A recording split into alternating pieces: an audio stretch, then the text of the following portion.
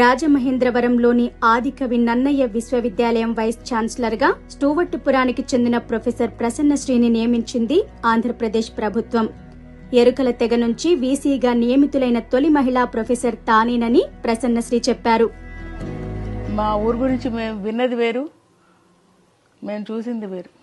మేము విన్న ప్రపంచంలో అయితే వాళ్ళందరూ దొంగలు, వాళ్ళందరూ చెడ్డ పీపుల్ అన్నట్టు. కానీ అక్కడికి వెళ్తే అది మిగిలిన పల్లెటూర్లలాగా అది కూడా ఒక పల్లెటూరు సార్.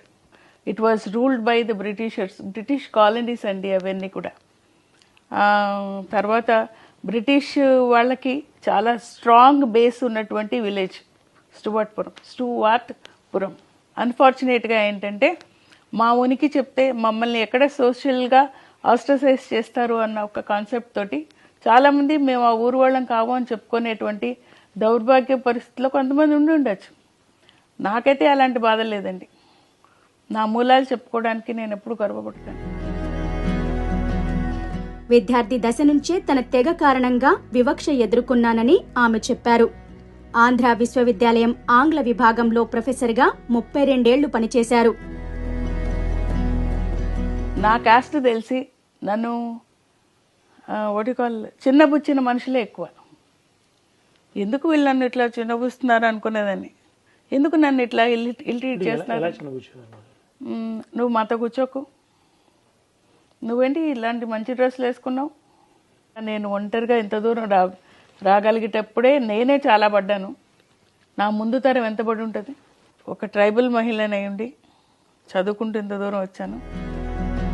గదబ, భగత, కోలమి, కొండదొర వంటి 19 గిరిజన భాషలకు లిపిని తయారు చేశానని ప్రొఫెసర్ ప్రసన్నశ్రీ చెప్పారు. ఇందుకు 2022లో అప్పటి రాష్ట్రపతి రామ్నాథ్ కోవింద్ చేతుల మీదుగా నారీ శక్తి పురస్కారం అందుకున్నారు. First women in the world నేను. ఇంకెవరైనా ఉన్నారా చెప్పండి.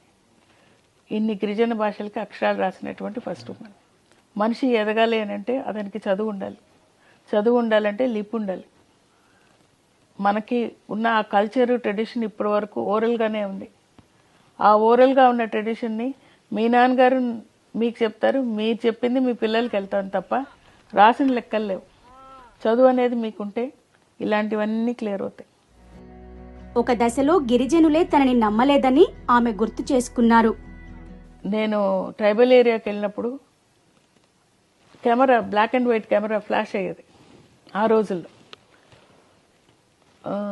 ఫ్లాష్కి వాళ్ళు ఏమనుకునేవాళ్ళంటే నేనేదో వాళ్ళని క్లైంబర్ మైన్స్ ఏదో పేలుస్తానికి వచ్చాను, పోలీస్ ఇన్ఫార్మర్ అని చెప్పి నా దగ్గర కెమెరా తీసుకొని నన్నే కొట్టేవాళ్ళు.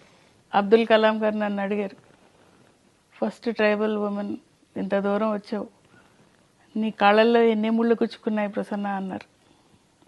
చూసేవాళ్ళకి నేను రిజర్వేషన్లో వచ్చాను లేకపోతే ప్రొఫెసర్ అయ్యాను ఇన్ని జరుగుతుంది అని. నా కాళ్ళు ఎంత నొప్పులు పుడతాయో నాకే తెలుసు.